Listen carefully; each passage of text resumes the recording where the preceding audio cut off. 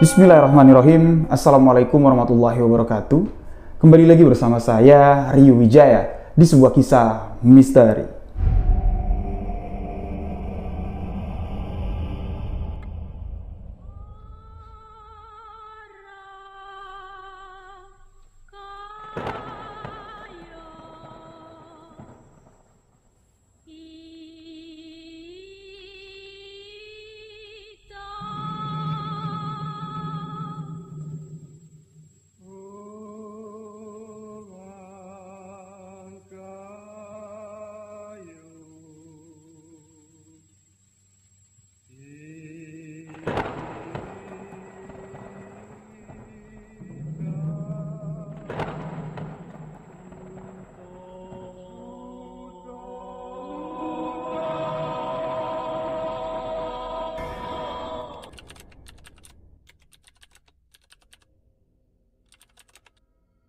Terima kasih untuk sahabat yang telah mengklik video ini.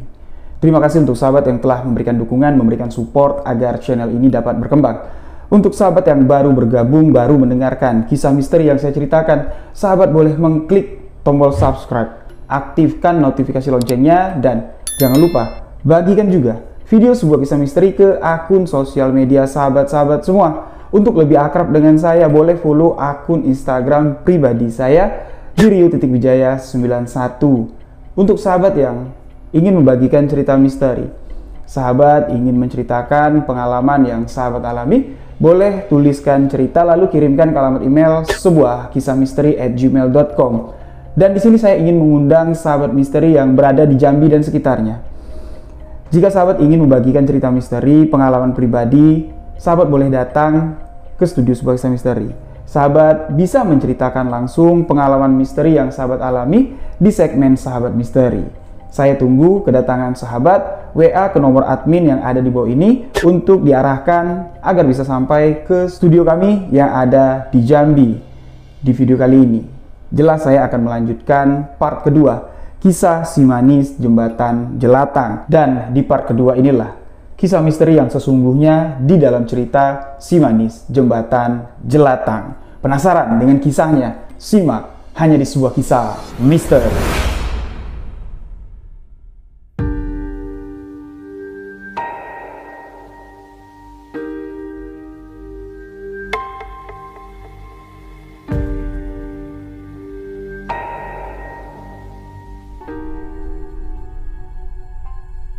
Setelah mendengarkan part pertama kisah misteri si manis jembatan Jelatang, ada enggak sahabat-sahabat yang berpikir kalau kok bisa kebetulan sekali ya, pemikiran yang sama dengan saya, kok bisa kebetulan nih terjadinya pembunuhan di dekat sekolahan saya, dan tempat jenazah dari korban pembunuhan ini dibuang itu di kampung tempat saya tinggal. Kok kebetulan sekali, padahal jaraknya jauh, dan kenapa enggak di tempat yang lain aja, di dalam hutan, kan masih banyak tempat-tempat yang sepi. Ini enggak, di pinggir jalan, di dekat jembatan Jelatang, di desa Pijauan. Sebuah kebetulan yang akhirnya mengungkap sebuah kejadian misteri.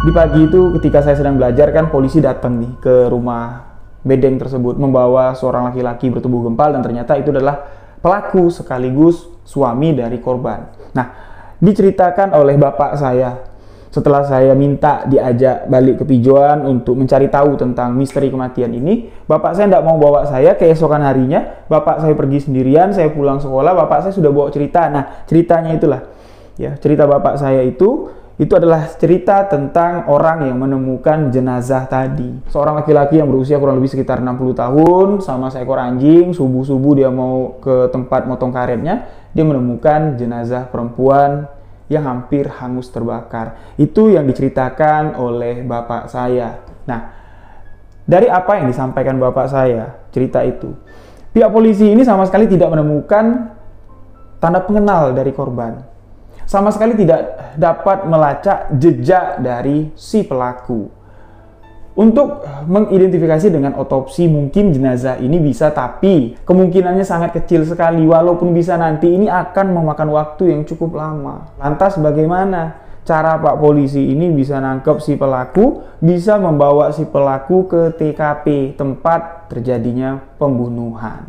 Inilah misteri yang sesungguhnya dari kisah si manis jembatan Jelatang.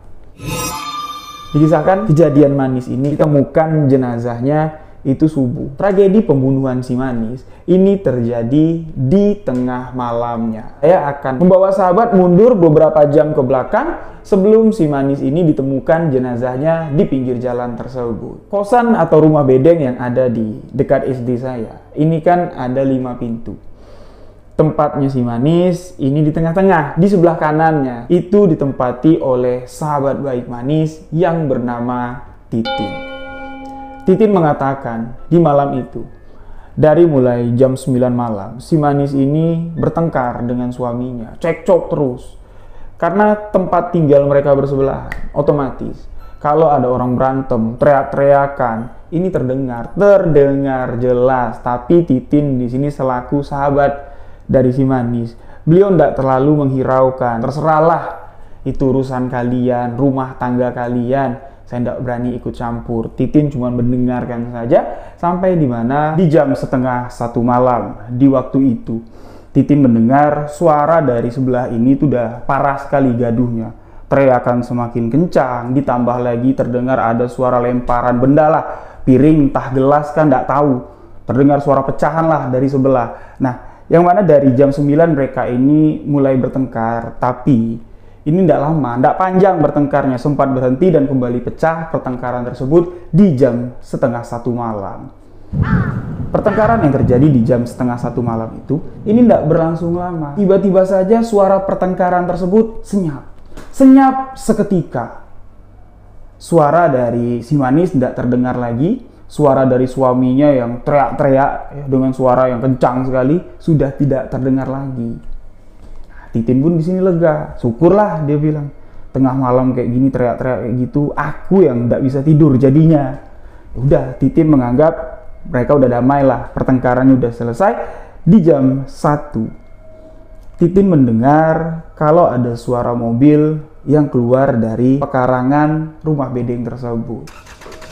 Yang punya mobil di situ, ini cuma satu-satunya dari 5 penghuni kamar bedeng atau kamar kos ini, satu-satunya yang punya mobil itu cuma suami dari si manis. Otomatis di sini Titin berpikir kalau yang keluar itu adalah suami dari si manis. Titin pun tidak berpikir yang aneh-aneh. Titin pun tidur di jam 1 malam itu.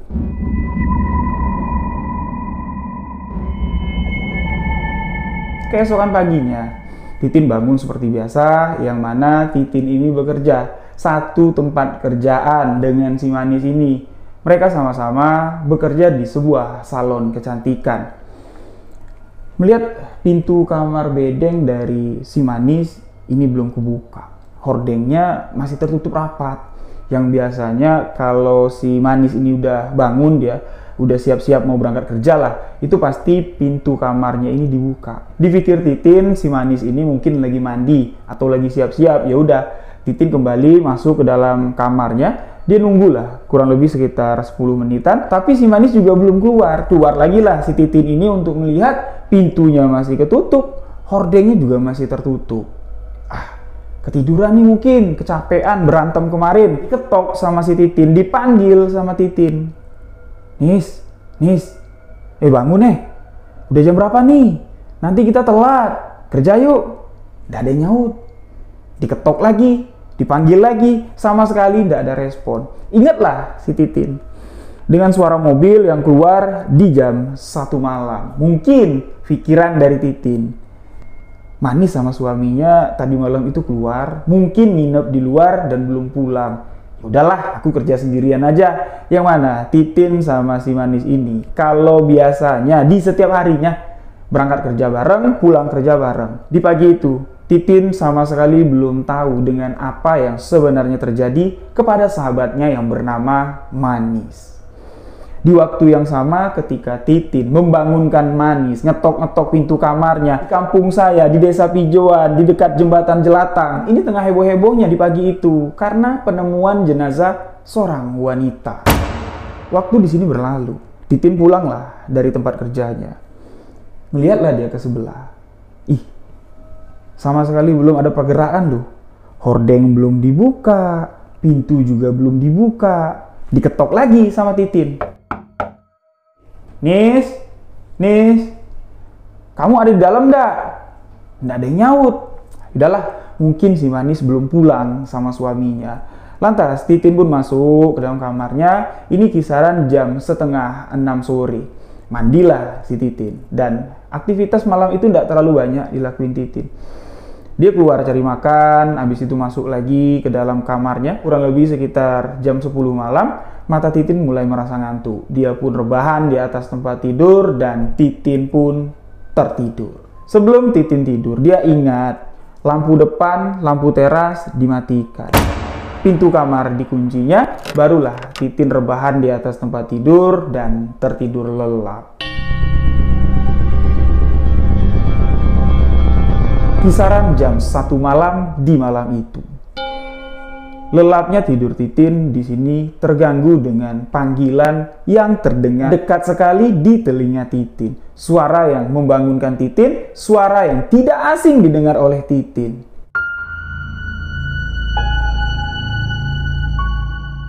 Tin, bangun Tin. Tin, bangun. Temenin aku Tin. Aku takut. Perlahan Titin membuka matanya. Dia melihat di hadapannya berdiri orang yang dicarinya sedari pagi tadi. Sahabat baiknya si Manis. Kaget di sini Titin. Dia langsung melihat jam menunjukkan pukul 1. Duduklah si Titin, bertanya sama si Manis yang berdiri di samping tempat tidurnya Titin. Kok kamu ada di sini? Kenapa?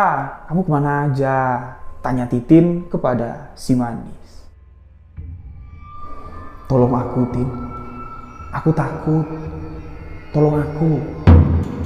Kamu takut apa? Kamu takut mau pulang ke sebelah? Kamu takut tidur sendirian? Memang suami kamu mana? Tanya Titin kepada si Manis. Dia jahat, Tin. Dia buang aku. Aku takut. Temenin aku, Tin. Titin yang nggak tahu apa arti maksud yang diucapkan si Manis ini. Beliau pun berdiri. Ya udahlah, yuk. Aku ngantuk nih. Yuk, aku temenin tidur di sebelah. Berjalanlah si Titin. Dia di depan, Titin ini di depan. Si Manis ini berjalan di belakang Titin. Ketika pas di depan pintu kamar, Titin langsung buka. Tapi masih terkunci pintu itu. Di sini dia kaget. Loh, kok masih terkunci? Kuncinya nggak ada. Kunci kan disimpan sama si Titin, ditaruh di atas meja. Lantas gimana si Manis ini bisa masuk? Adalah diambil kunci di atas meja, dibuka sama Titin. Pintu terbuka, si Manis keluar duluan. Titin nyusul, tutup lagi pintu, dan si Manis ini sudah ada di depan pintu kamarnya. Di sini Titin melihat dengan kedua bola matanya. Kalau si Manis ini tidak membuka pintu kamarnya dengan memegang gagang pintu atau membuka kuncinya, tapi dia cuma berjalan mendekat saja. Seketika pintu kamar si Manis terbuka. Setelah pintu kamar terbuka, Titin mengikuti langkah si Manis masuk ke dalam kamarnya dengan kondisi lampu kamar yang masih menyala. Setibanya Titin di dalam kamar si Manis, beliau sangat terkejut sekali melihat keadaan dalam kamarnya si Manis ini udah kayak kapal pecah. Di kasur ini udah berantakan sekali, sepiring entah kemana.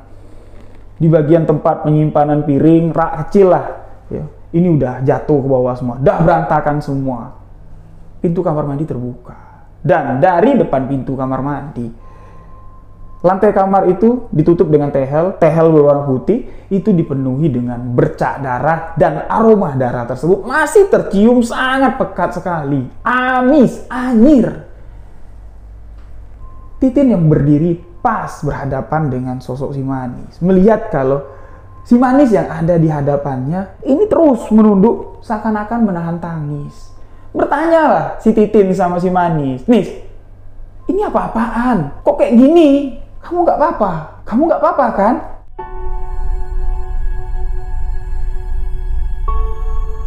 Tin, aku takut. Kamu takut apa? Pasti ini perlakuan suamimu kan? Mana suamimu? Tapi sosok si Manis tidak menjawab. Titin mencoba mendekati si Manis dan kembali bertanya. Serius, kamu nggak apa-apa kan, Nis? Kamu nggak apa-apa kan? Jawab aku. Manis menjawab. Dan jawaban si Manis ini hampir membuat jantung Titin lepas.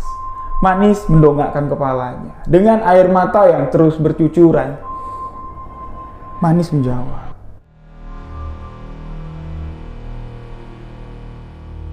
Tin, maafkan aku. Aku sudah mati. Jasadku dibuang oleh suamiku. Tubuhku panas terbakar, Tin. Tolong aku, Tin. Tolong aku. Jelas suara itu terdengar di telinga Titin. Jelas. Titin mengerti kalimat per kalimat yang diucapkan oleh Manis. Sontak di sini Titin yang dekat berhadapan dengan Manis mundur beberapa langkah. Titin terkejut sekali dengan apa yang barusan didengarnya. Kembali Titin ingin memastikan, kamu gak usah bercanda, Nis. Aku serius ini loh. Itu kok banyak bercak darah. Kamu gak apa-apa kan? Kamu gak apa-apa kan, Nis? Lagi-lagi di sini Manis menjawab dengan ucapan yang serupa. Aku sudah mati, Tin. Aku sudah mati. Jasadku dibuang oleh suamiku. Tolong aku, Tin. Aku sudah mati. Ucapan terakhir yang didengar oleh Titin ini seakan-akan bergema di telinga Titin dan seketika sosok Manis hilang dari hadapan Titin. Beliau pun di sini ketakutan sekali dan berteriak meminta tolong. Tolong aku. Mendengar teriakan minta tolong dari si Titin, sontak di sini membangunkan tetangga-tetangga di sekitar. Dan mereka pun masuklah ke kamarnya si Manis. Ketika mereka masuk, ekspresi mereka ini sama semua, terkejut, ternganga. Ditambah lagi melihat Titin duduk di lantai bersandar di tempat tidurnya si Manis. Si bapak pemilik bedeng bertanya kepada Titin, apa yang terjadi nih, Tin? Kok kamar temenmu kayak gini, berantakan kayak gini? Itu bercak darah siapa? Titin tidak bisa menjawab karena di sini masih menangis. Ditanya lagi pelan-pelan sama si bapak pemilik bedeng. Manis mana? Kemana anak itu? Barulah Titin menjawab, aku tidak tahu Pak apa yang sebenarnya terjadi. Tapi ini benar-benar terjadi. Si Manis meminta tolong kepadaku, Pak. Aku pun bisa masuk ke kamarnya si Manis. Ini tadi dibangunkan si Manis. Manis ke kamarku minta tolong. Aku takut. Aku ajak dia masuk ke sini. Sampai di sini. Lihat udah berantakan kayak gini, banyak darah. Aku tanya, kamu nggak apa-apa, Nis? Dia jawab, aku udah mati. Tolong, aku dibunuh suamiku. Sosok itu tiba-tiba menghilang, Pak, dari hadapanku. Mendengar itu, orang-orang yang ada di sana, tetangga-tetangga bedeng, termasuk bapak pemilik bedeng, di sini ketakutan. Karena pada saat itu ini tengah malam, jam 1 lewat sudah. Nah, karena yakin dengan apa yang diceritakan oleh Titin, si bapak pemilik bedeng di sini tidak mau kalau bakal berurusan dengan pihak berwajib.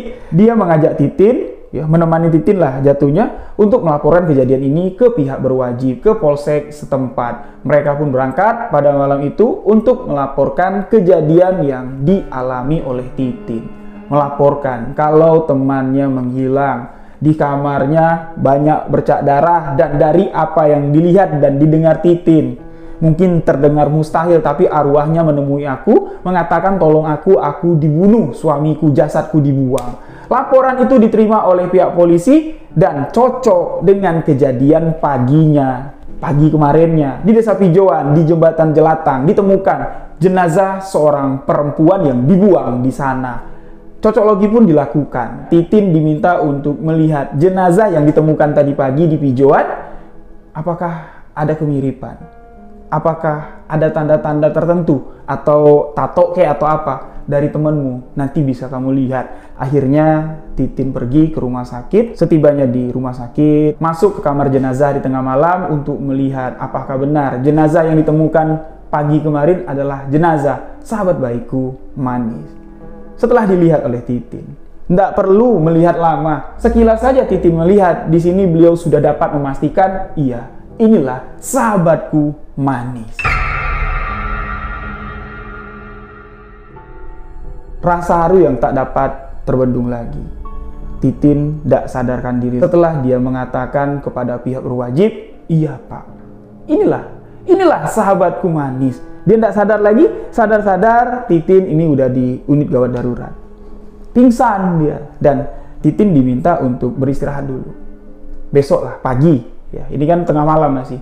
Pagi baru Mbak boleh pulang. Istirahatlah di sini dulu. Dan di ruang unit gawat darurat tersebut, Titin tidak sendirian, ditemani oleh beberapa orang polisi sambil meminta keterangan lebih lanjut lagi. Diinterogasi lah si Titin ini untuk mengembangkan kasus. Titin mengatakan apa yang disampaikan almarhumah, ya, atau sosok yang mendatangiku, arwahnya ini.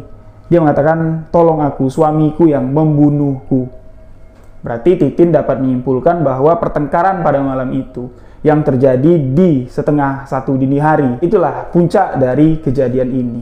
Entah siapa yang salah tidak tahu, yang jelas korbannya adalah si Manis. Dan Titin juga mengatakan di jam 1-an di malam itu juga terdengar suara mobil, dan setelah mobil itu pergi, Manis ini tidak keluar-keluar, muncul-muncul dia sudah berbeda alam. Polisi menyimpulkan pembunuhan ini dilakukan oleh suami dari Manis. Data-data suami dari Manis pun diminta, data-data, ciri-ciri, nomor kendaraan yang dikendarai oleh tersangka diminta. Titin di sini hafal plat mobilnya, tipe mobilnya hafal, warna mobilnya juga hafal, diberikan kepada pihak polisi, langsung disebar ke seluruh wilayah yang ada di Jambi, terutama perbatasan-perbatasan. Takutnya tersangka akan melarikan diri ke luar kota di malam itu juga.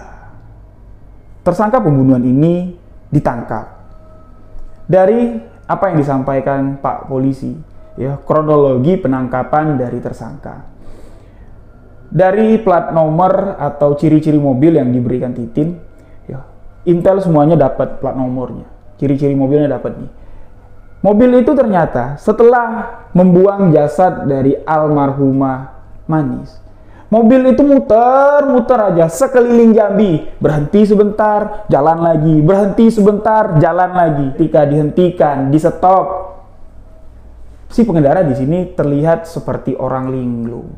Melihat polisi, dia sama sekali tidak takut, pikirannya itu seperti kosong. Diringkuslah pelaku pembunuhan ini, langsung dibawa ke kantor polisi dengan barang bukti mobil yang dikendarainya. Di mobil itu aja masih ada bau-bau anyir, bau-bau amisnya. Ketika diinterogasi, suami dari almarhumah Manis mengaku kalau, "Iya, saya Pak, saya pelakunya. Saya yang menghabisi nyawa Manis, istriku." Setelah mengakui apa yang telah dilakukan kepada almarhumah si Manis, suami dari Manis pun di sini ditetapkan menjadi tersangka. Pihak kepolisian sangat bersyukur sekali atas terungkapnya kasus pembunuhan si Manis. Karena apa?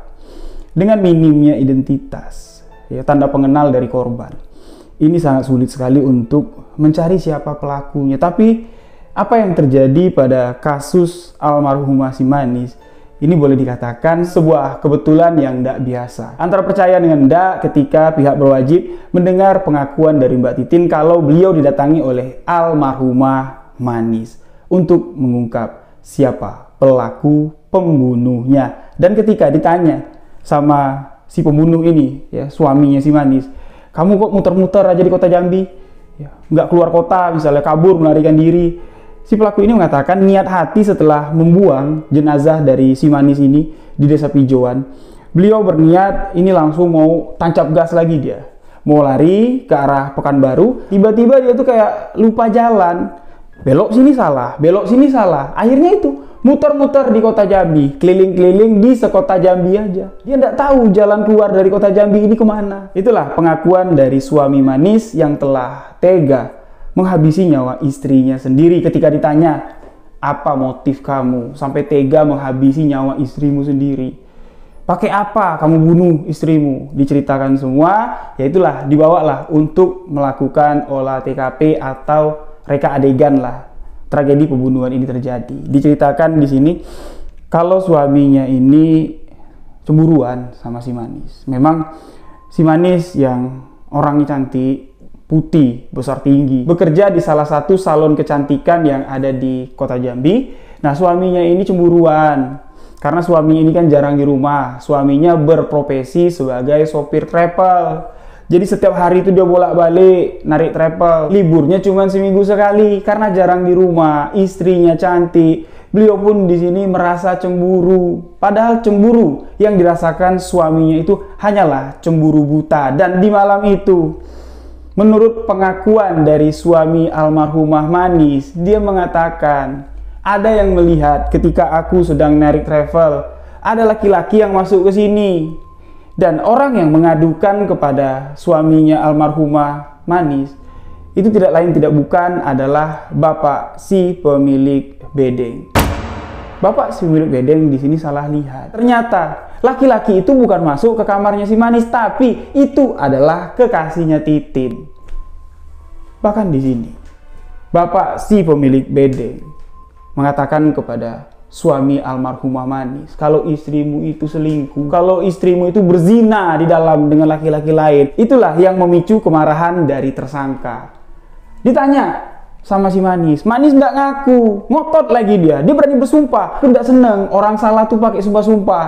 Akhirnya di malam itu, setelah keributan yang cukup panjang, di jam 12 malam, pengakuan dari tersangka, ya, dia yang ribut dari jam 9 ini udah cekcok, tapi sempat baikan di jam 12 malam itu. Tersangka ini minta dilayani untuk berhubungan intim, tapi istrinya mengaku kalau dia lagi tidak bisa, dia lagi halangan. Naik lagi lah emosi tersangka ini. Tuduhan kamu selingkuh itu kembali terucap, dan disinilah kalapnya tersangka memukul bagian kepala dari korban. Tidak puas dengan sekali pukul, tersangka di sini menjambak kepala korban dan menghantamkan kepala korban ke tembok kamar mandi sampai korban menghembuskan nafas terakhir dengan luka menganga di bagian kepala. Darah keluar dengan begitu banyak, dan menurut otopsi dari pihak rumah sakit, bagian leher atau tulang leher dari korban ini patah. Pihak polisi di sini bertanya kepada tersangka, lalu setelah tahu kamu istri kamu itu sampai mati, kamu pukulin kayak gitu, apa yang kamu lakukan?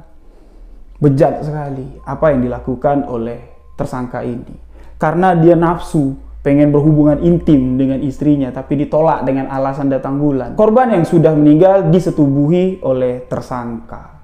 Dia sadar kalau istrinya itu sudah meninggal.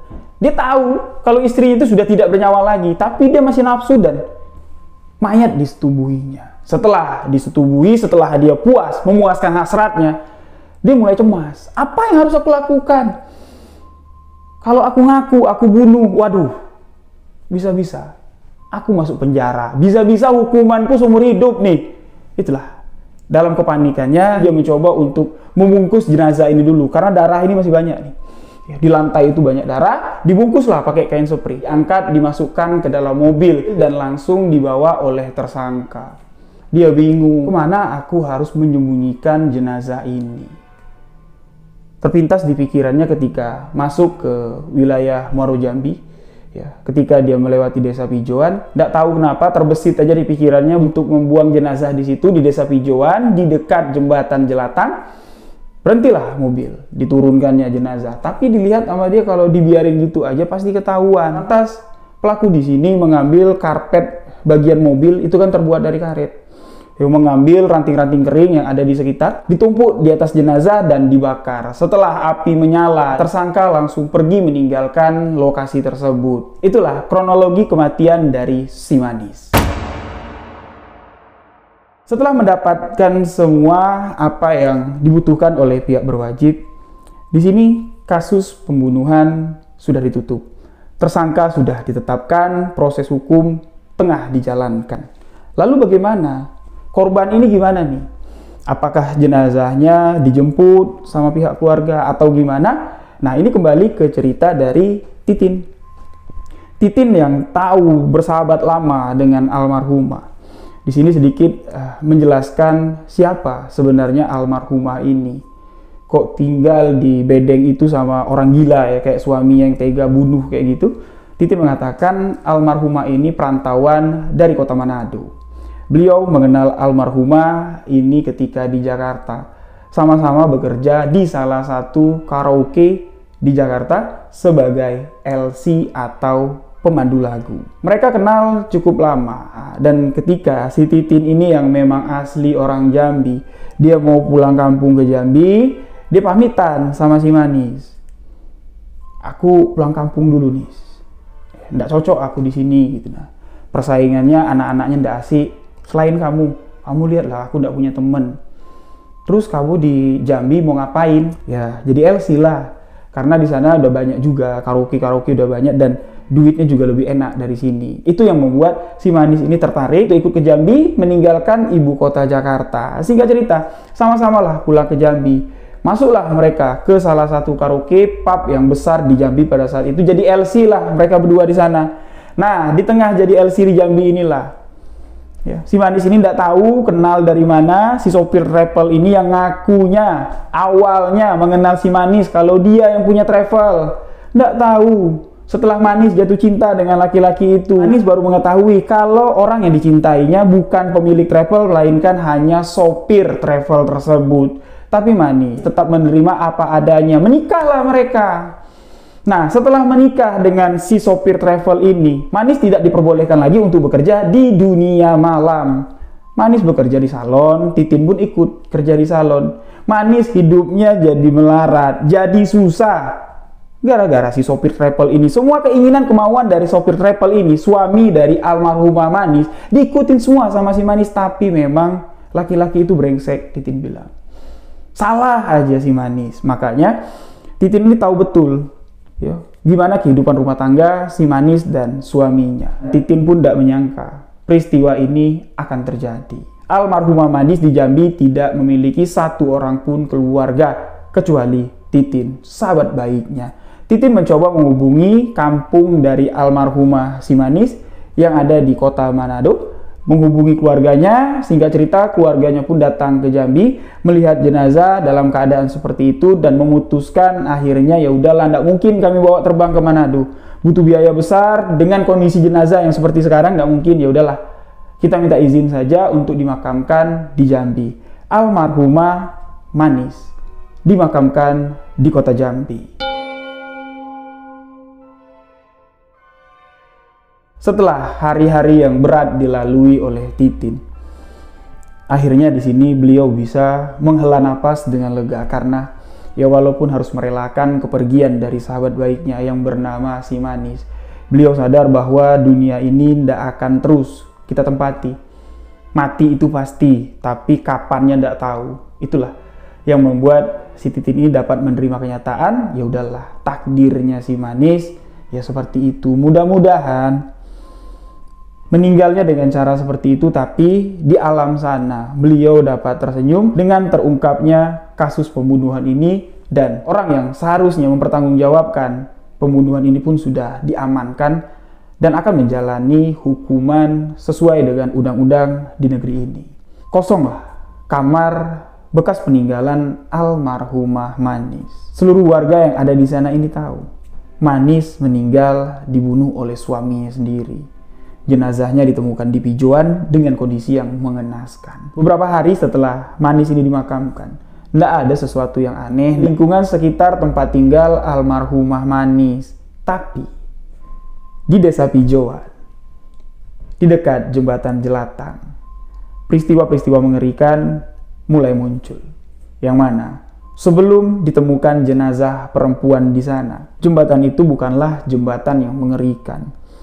Jalan lintas tersebut bukanlah jalan lintas yang banyak menelan korban. Bahkan belum pernah terjadi kecelakaan sampai ada korban meninggal dunia di sekitaran jembatan itu, belum pernah. Tapi setelah penemuan jenazah almarhumah Manis di sana, jembatan Jelatang menjadi sorotan. Jembatan Jelatang banyak menyimpan misteri.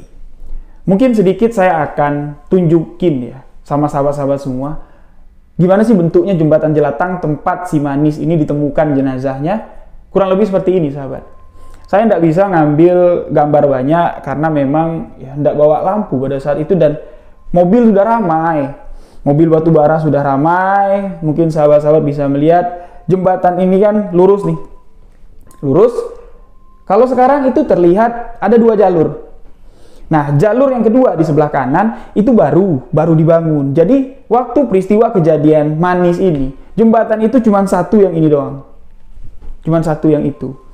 Nah, tempat ditemukannya jenazah Manis itu pas di samping jembatan di sisi sebelah kanan. Jembatan yang kedua ini belum ada. Aspal itu batas jembatan yang pertama ini aja. Dan jalan pun di sini sepi sekali.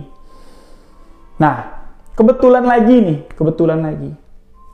Dari ujung jembatan ini sampai 200 meter ke sana, lokasi tanah milik almarhum kakek saya, Raden Haji Ismail, bapaknya bapak saya. Itu punya kakek saya tanahnya.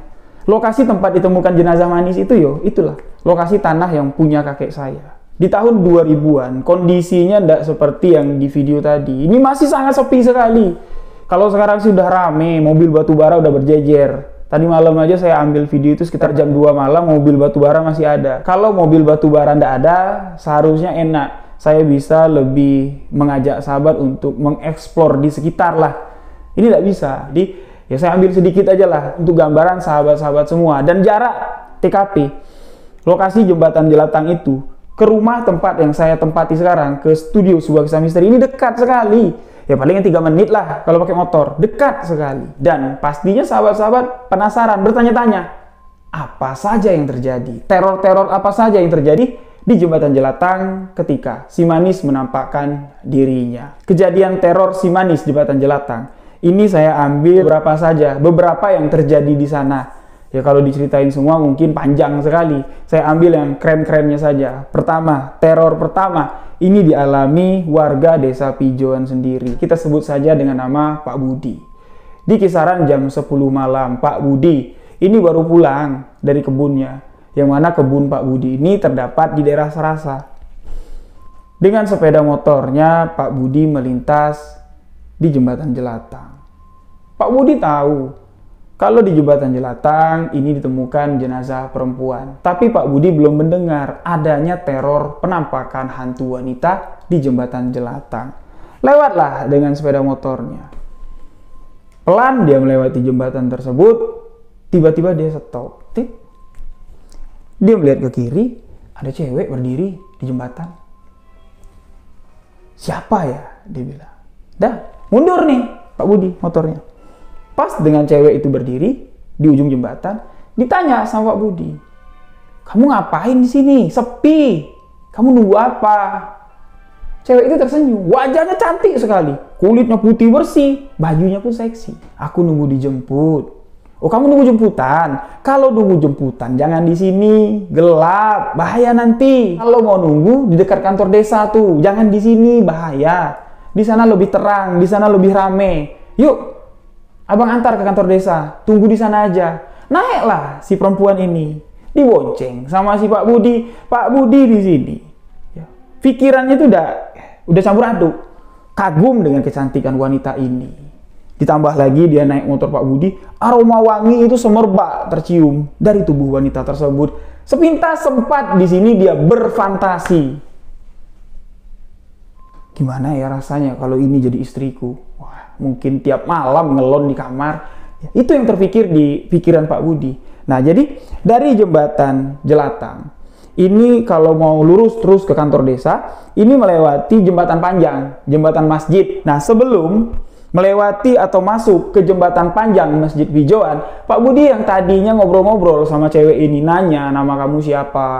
Kamu tinggal di mana? Nunggu siapa?" Ini masih ngobrol. Tapi pas melewati masjid, masuk ke jalan jembatan, motornya ini enteng, nggak kayak tadi, menoleh ke arah belakang. Si Pak Budi ternyata di belakang itu tidak ada siapa-siapa. Di belakang itu kosong, tidak ada yang dibonceng sama Pak Budi. Jadi siapa yang sedari tadi dibonceng Pak Budi dan diajaknya berbicara? Dengan rasa cemas dan takut, sepeda motor itu pun dipacu dengan kecepatan tinggi. Lewat dari jembatan, ini ada tikungan tajam. Di tikungan itu, Pak Budi di sini terjatuh dari sepeda motornya, mengalami luka yang cukup parah. Motornya pun di sini ringsek, terjun ke bawah. Dari peristiwa yang dialami oleh Pak Budi, menyebarlah cerita kalau wanita yang dibuang di dekat jembatan Jelatang ini itu gentayangan. Sudah ada yang melihat dan menjadi korban. Mulai dari situ, warga-warga yang mengetahui kalau wanita itu sering menampakkan wujudnya di jembatan, mereka membatasi waktu untuk keluar malam, tidak berani terlalu malam, semalam-malamnya jam 8. Itu pun tidak berani lewat di jembatan Jelatang. Kalau ada urusan malam-malam, mesti lewat di jembatan Jelatang, besok aja lah ngurusnya, hari masih panjang. Itulah jawaban warga pada saat itu. Nah, cerita yang disampaikan oleh korban-korban teror Simanis Jembatan Jelatang ini bukan cuma Pak Budi saja. Setelah Pak Budi, di sini warga yang tinggal atau rumahnya dekat dari lokasi penemuan jenazah Simanis, ini kalau malam lewat dari jam 12, pasti pintu rumahnya ini diketuk. Tek tek tek tek. Kalau kita sautin siapa, itu tidak bakal dijawab. Cuma dibalas dengan suara ketukan. Tek tek tek tek tek. Dicek keluar, bukalah sedikit, ngintip dari kaca. Dipastikan yang terlihat itu adalah sosok perempuan telanjang tanpa busana dengan bekas luka bakar hampir menutupi sekujur tubuhnya. Aroma bau rambut dengan daging terbakar seketika langsung tercium di rumah orang tersebut. Baunya itu susah sekali buat hilang. Sampai siang, sampai besok malamnya lagi, bau itu masih melekat. Perwujudan Simanis ketika mendatangi satu persatu rumah warga. Ini berbeda ketika Simanis berdiri di atas jembatan Jelatang. Ketika menghampiri rumah warga satu persatu, perwujudan Simanis sangat menakutkan dan mengerikan sekali. Telanjang, tanpa busana, dengan tubuh yang terbakar. Tapi kalau dia berdiri di atas jembatan Jelatang, sosok Manis ini mengenakan pakaian yang sangat rapi sekali. Cantik lah pokoknya. Tidak ada yang nyangka, tidak ada yang ngira kalau itu bukan sosok perwujudan manusia, melainkan sosok perwujudan makhluk astral. Kejadian kedua yang saya ambil untuk saya bagikan kepada sahabat, ini dikisahkan pengalaman seorang bapak-bapak juga. Umurnya hampir mendekati 50 tahun. Si bapak ini memang profesinya kalau musim buah-buahan, terutama musim durian, dia bakal jual durian. Nah, di Pijon ini terkenal, duriannya itu enak lah, duriannya manis, terkenal. Itu disebut dengan durian selat. Nah, pada masa itu dekat dengan musim durian dan setelah beberapa minggu kejadian si Manis ditemukan meninggal di sana. Ya, durian mulai keluar. Nah, tempat mangkal si bapak ini jualan durian itu di ujung jembatan. Itu dulu ada pondok, disitulah si bapak ini menjual duriannya. Itu dia jualan bukan siang, bukan sore, melainkan malam. Karena malam mobil lintas tuh banyak lewat. Karena ini kan lintas Sumatera, jadi jualan lah dia. Sebenarnya si bapak ini tahu kalau di depan tempat si bapak ini berjualan, tepatnya ya serong lah jadinya. Bapak itu jual durian di sini, kejadian si Manis di ujung sini. Jadi serong seperti itu, dengan jarak yang tidak jauh, kurang lebih sekitar 8 meter lah. Bapak itu tahu kalau di situ ditemukan jenazah perempuan terbakar, tahu. Tapi di sini dia tidak mau tahu lah. Aku mau cari makan di sini. Padahal banyak orang sudah mengingatkan, Wak, jangan malam-malam Wak jualannya Wak. Sampai sore aja. Wak tidak tahu cerita di sini apa. Perempuan yang di jembatan itu sering menampakkan wujudnya mengganggu pengguna jalan di sini. Si Wak penjual durian ini sama sekali tidak bergeming ketika diingatkan seperti itu. Malah dia mengatakan, ya, kalau dia mau mengganggu, gak mungkin juga lah dia mau mengganggu dagangan durianku. Kalau dia mau makan durian, bolehlah aku kasih. Itu yang terucap dari lisan si Wak penjual durian. Malam harinya, setelah sore, si Wak berucap seperti itu. Seakan-akan si Wak ini lupa dengan peristiwa yang terjadi di ujung jembatan Jelatang. Peristiwa jenazah ditemukan di sana. Tepat waktunya jam berapa, si Wak ini lupa, yang jelas ini sudah lewat dari jam 10 malam. Beberapa saat sebelum beliau mengalami kejadian yang mengerikan, durian ini laku lah beberapa butir. Ada mobil pribadi yang mampir, yang turun ini orangnya pakaiannya keren-keren. Orang dari kota Jambi lah kayaknya, yang sengaja ke arah Pijoan, mau ke arah Selat, ini sengaja untuk mencari durian. Nah, mampirlah di tempat si Wak. Ada sekitar 6 orang. Cewek 3, cowok 3. Mereka banyak lah makan durian di sana, makan di tempat, tidak dibawa pulang. Nah, si Wak ini ngupasin durian. Setelah mereka selesai makan, ya setelah bayar, naik mobil semua, pulanglah orang itu, muter balik ke arah Jambi lagi. Nah, si Wak ini beres-beresin kulit durian, niat hati mau membuang kulit durian ini ke seberang, ke depan. Ya, ke sisi sebelah kanan jembatan. Bawa karung lah beliau. Nyebrang lah. Mau dilempar seperti ini kulit durian tersebut. Dia menoleh ke kanan di ujung jembatan sebelah kanan. Wak itu di ujung jembatan sebelah kiri. Ada cewek. Siapa tuh? Nah, dia berpikir di sini, atau jangan-jangan yang makan durian tadi, ceweknya tinggal satu. Wah, ditinggalin kayaknya dia nih. Kulit durian sudah dibuang sama si Wak ke aliran sungai kecil yang ada di sana. Berjalan mendekati perempuan tersebut. Dengan jarak kurang lebih 1,5 meter, 2 meter lah. Wak berdiri dengan perempuan itu berdiri. Wak memperhatikan raut wajahnya, tapi perempuan itu kayak hindar terus, nunduk gitu nah. Tidak mau dilihat. Ditanya sama si Wak, kamu siapa? Kamu ketinggalan temenmu ya? Kamu yang tadi makan durian kan? Tidak dijawab sama perempuan itu. Ah iyalah nih, kayaknya cewek yang makan durian tadi. Kamu kok bisa ketinggalan? Terus kamu pulang gimana? Nah, ketika si Wak ini ngeliat ke bawah, ya mau ngeliat wajah cewek itu yang tertunduk, cewek itu barulah mendongakkan dagunya dan terlihat wajah perempuan tersebut gosong terbakar sembari mengatakan, "Aku dibuang, Wak. Aku dibuang di sini." Dengar ucapan itu, melihat wajah yang mengerikan di hadapannya, si Wak penjual durian seketika kembali ingat dengan kejadian yang terjadi di lokasi itu. Wanita yang dibuang dengan kondisi hangus terbakar. Barulah Wak ini sadar bahwa sosok yang ada di hadapan si Wak ini adalah sosok yang diceritakan orang yang mengingatkannya tadi sore. Si Wak penjual durian di sini berlari terbirit-birit, meninggalkan lapak duriannya, meninggalkan sepeda motornya di sana. Dia berlari ke arah dalam desa Pijon, berteriak minta tolong. Warga yang mendengar teriakan minta tolong dikira Wak jual durian ini dirampok. Wak, kenapa Wak? Ada yang rampok, Wak? Durian hilang? Bukan, aku didatangin sama cewek muka gosong. Orang yang mendengar kalau didatangin sama cewek mukanya gosong, si Wak durian tadi berniat minta tolong, temenin aku yuk. Mau nutup lapak, mau bawa balik durianku, jemput motorku. Orang-orang itu tidak ada yang mau. Ndak lah, besok aja Wak, aman lah durian di situ, ndak ada yang berani ngambil kok. Akhirnya si Wak pun di sini menginap di salah satu rumah warga. Setelah subuh lah Wak durian ini ya ditemenin oleh orang yang numpangin Wak durian tidur di rumahnya, sama-sama ke lapak durian, dan alhamdulillah motornya masih ada, duriannya pun masih utuh, tidak ada yang hilang. Wak penjual durian pun bersumpah, aku tidak bakal mau lagi.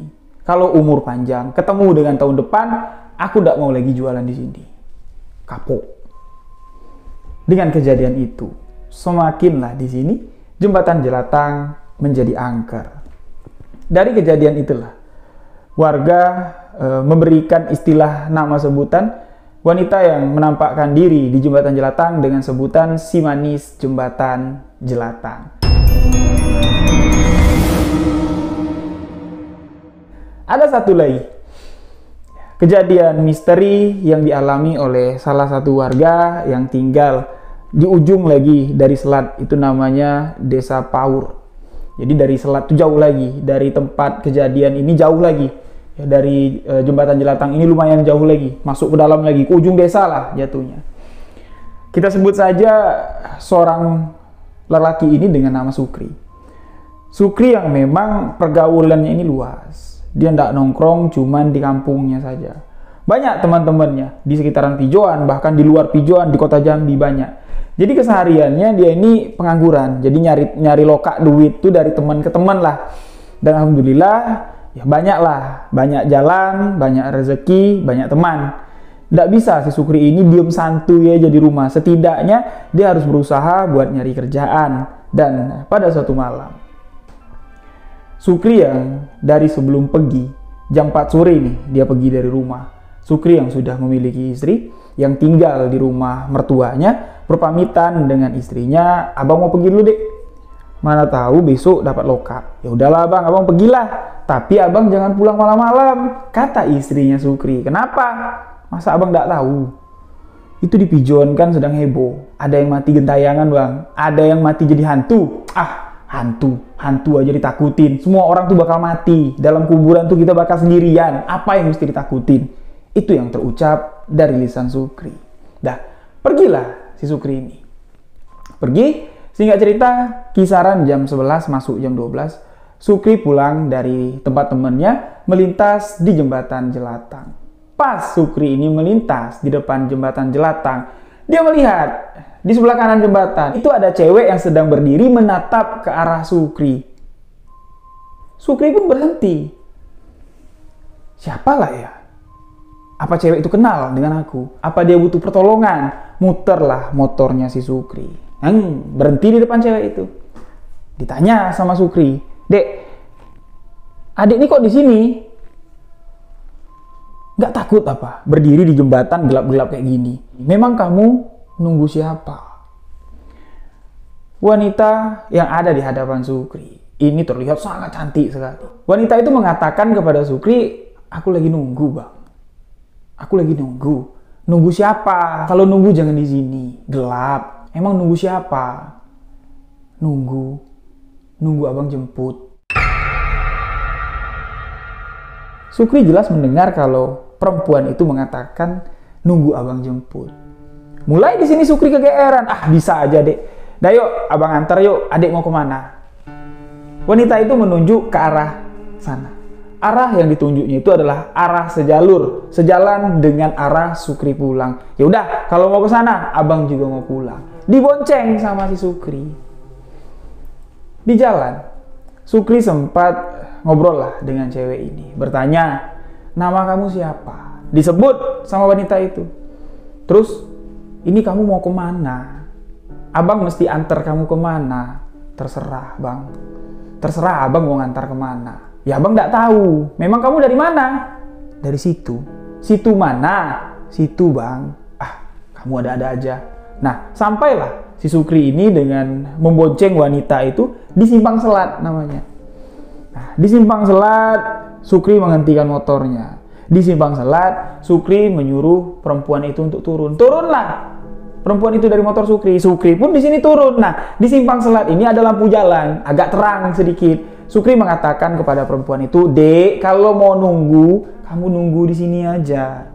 Kalau kamu mau nunggu angkutan lewat, di sini lebih pas. Daripada di situ gelap-gelapan, nanti ada orang yang berniat jahat sama kamu, bahaya loh. Kalau di sini insya Allah nggak ada yang berani berbuat macam-macam, berbuat kriminal di sini, karena kamu lihat tuh rumah warga rame.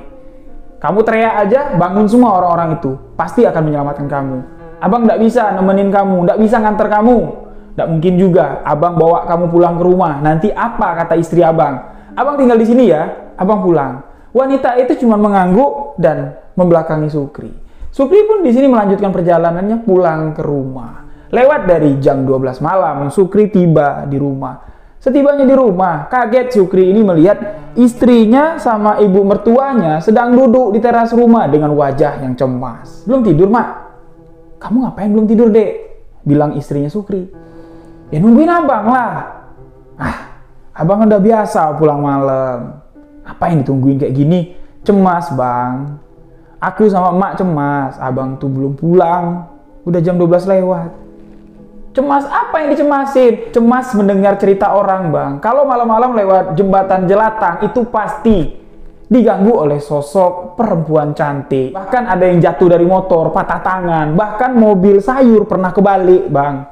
Akibat gangguan dari sosok yang menunggu jembatan Jelatang." Sukri di sini bergeming mengatakan, Dek, kalau memang iya ada perempuan cantik penghuni jembatan Jelatang, abang nggak bakal kabur. Paling-paling abang bonceng bawa pulang ke rumah sini. Abang kenalin sama kamu. Kalau bisa, abang nikahin, abang nikahin." Itu yang terucap dari lisan Sukri. Masuklah Sukri. Masuk ke rumah, masuk ke dalam kamar, disusul sama istrinya. Malam itu Sukri pun baru berniat mau tidur, tapi matanya tidak bisa terpejam. Terbayang-bayang terus wajah wanita yang diturunkan Sukri di Simpang Selat yang dibonceng Sukri dari jembatan Jelatang. Sukri di sini mengingat lagi ucapannya barusan kalau penunggu jembatan Jelatang, hantu wanita itu cantik, aku nikahi. Ternyata Sukri di sini sudah salah berucap. Kembali dia mengingat pesan-pesan istrinya, hati-hati bang. Lewat pijoan itu ada hantu perempuan cantik. Hati-hati. Dan Sukri mengingat kembali perjalanannya. Apa iya nih? Barusan aku mengalami apa yang dikhawatirkan istriku. Barusan aku boncengin hantu, bukan cewek cantik. Istrinya yang sudah tertidur dibangunin sama Sukri. Dek, bangun dek. Apa bang? Apakah benar perempuan yang kata kamu hantu jembatan Jelatang itu perempuan cantik? Memangnya kenapa bang? Kalau kata orang yang bertemu bang, itu cantik sekali bang. Cantik sekali, kulitnya putih. Memangnya kenapa bang? Gak apa-apa. Mulai dari malam itu, keadaan Sukri di sini berubah. Sukri seakan-akan mengalami sedikit gangguan kejiwaan. Sukri di sini seakan-akan masuk ke dunia yang kita tidak tahu ya, hayalannya seperti apa. Dia merasa kalau wanita cantik yang diboncengnya, wanita yang gentayangan di Jelatang itu, yang diceritakan warga, itu ada terus di sekitaran Sukri dan bahkan mereka sudah menikah. Sukri di sini ngelantur ngomongnya, mengatakan kepada istri Sukri, boleh ya dek ya, abang nikah ya sama cewek ini ya, cewek yang cantik kata kamu ini ya. Nih, kamu kenalin dulu nih calon istri abang. Sama orang-orang juga kayak gitu, seakan-akan Sukri ini betul melihat di sebelahnya itu ada cewek, padahal tidak ada. Sukri dianggap gila dan dibawa ke rumah sakit jiwa. Dokter cuma bisa ngasih obat penenang. Dibawa ke dukun, barulah dukun tersebut mengatakan kalau Sukri ini ya udah dibayang-bayangin, udah ketempelan. Sukri diikuti oleh sosok yang memang berasal dari jembatan Jelatang. Sempat Sukri dianggap warga ini gila, warga ini stres gara-gara kejadian pada malam itu kurang lebih sekitar 4,5 bulan. Dan alhamdulillah setelah segala upaya dari pihak keluarga, Sukri pun dapat disembuhkan. Bayangan wanita itu pun sudah tidak pernah terlihat lagi. Apa yang dibayangkan Sukri tentang wajah wanita itu, tentang gimana tingginya, tubuhnya gimana, itu persis dengan sosok almarhumah Manis, si Manis jembatan Jelatang. Kisah ini sebuah kisah nyata yang terjadi di Pijoan, tepatnya di jembatan Jelatang. Terima kasih untuk sahabat yang telah mendengarkan kisah ini di bagian pertama dan ini adalah bagian kedua. Mohon maaf jika ada salah kata, salah ucap dalam penyampaian kisah ini. Saya Rio Wijaya mengucapkan wabillahi taufik wal hidayah. Wassalamualaikum warahmatullahi wabarakatuh. Salam sebuah kisah misteri.